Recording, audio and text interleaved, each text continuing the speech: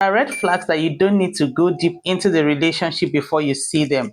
They are there right from the beginning, and you can spot them if you're looking. And today I'm going to be sharing about 6 of them with you. And if you see any of these things, 2 things, you either want to pause and reconsider and see if you want to go ahead, or you just exit before you get too invested in the relationship.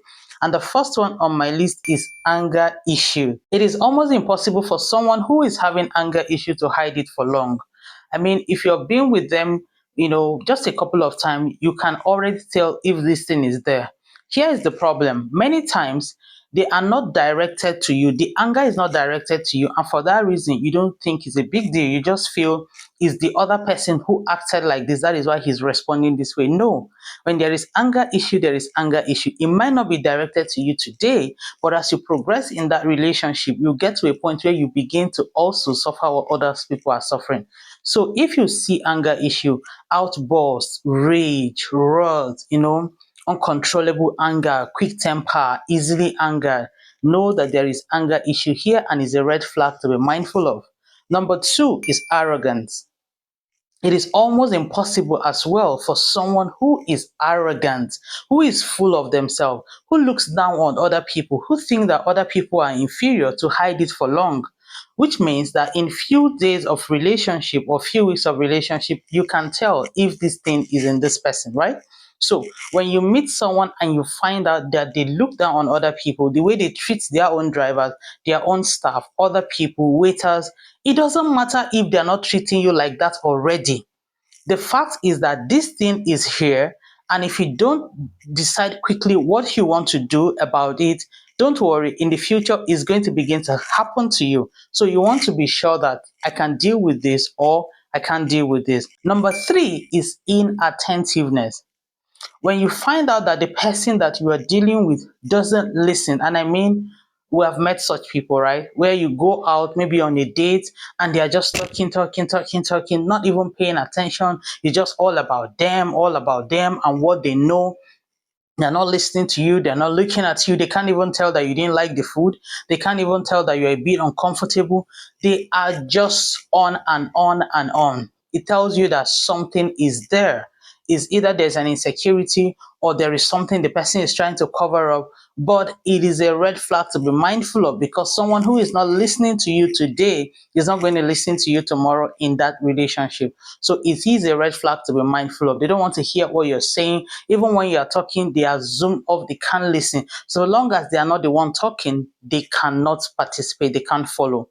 It's something to be mindful of. Number 3 is sex talk. I mean, this happened to me on a very first outing with someone. He was already telling me how that when he's done with me in 9 months, I'm like, what? What is going on here? From where to where? We're just talking for the first time. So when you find someone you are dating or going out with, still trying to know each other, and they're already going all about sex and how they want you over and they can't wait to be this, chances are that is the primary reason they are with you. And the moment they get that, they are gone. It's a red flag to be very mindful of. When all the conversation is having to do with sex, your sexuality, how they can't do this, they can't do, I mean, right at the very beginning, no. Number 5, inconsistent story. I don't know if you already met such people that their story is never harmonious. There is always something different from what they said the last time. The last time we met, you were an architect, and as of today, he's a business consultant, and hopefully by next week, he's going to be like an offshore, onshore, whatever. But inconsistent story. It means that someone is either lying or looking to deceive you or just confused. It is something you want to watch out for. See, many times these things are glaring in our faces, but we are either carried away with the looks, with the appearance, with the car, the paraphernalia, other things, and not giving attention to these things. They are kind of subtle. You want to pay attention to be able to find them, but if you are carried away with other things and you don't find this thing, it is still going to catch up with you in the future, and it might now come at a point where you'll be very heartbroken because you're now deeply vested in the relationship. So look out for inconsistent story. Number 6 is obsession. I don't know if you've met such people that you just got talking, like This is like the third phone call, and already they're saying, who are you talking to? I've called, and they're just, they call morning, afternoon, night shift. Yes, I want you to check up on me. I want us to talk. But man, it gets to a point where you can tell that this person is obsessed and is most likely going to get possessive as the relationship goes further. And you don't want to be in that kind of relationship where you are caged in the name of being loved, where you are literally, excluded from other people in the name of being loved. Sometimes is a clear sign of trauma.